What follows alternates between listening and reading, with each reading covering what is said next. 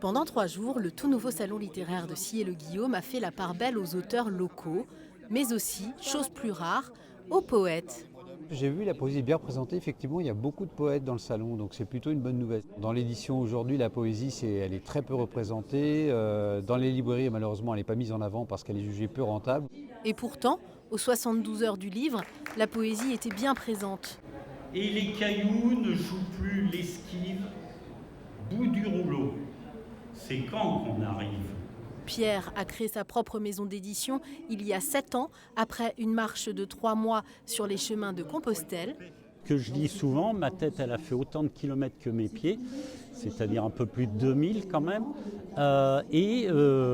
j'écrivais. Puis la deuxième réflexion, ça a été de se dire, et pourquoi ne pas monter une maison d'édition? Nous sommes toujours aux 72 heures du livre ici à Sillé-le-Guillaume. La radio associative Fréquence Sillé, organisatrice de l'événement, peut témoigner du foisonnement créatif qui existe sur notre territoire et alentour.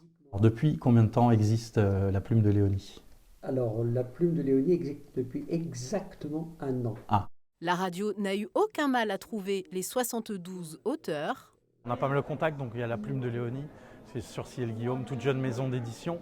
Donc il nous a aidé, nous a ramené un paquet d'auteurs. Il y a aussi Bertrand Coudreau, donc la 25e heure du livre, l'association qui nous a aidés.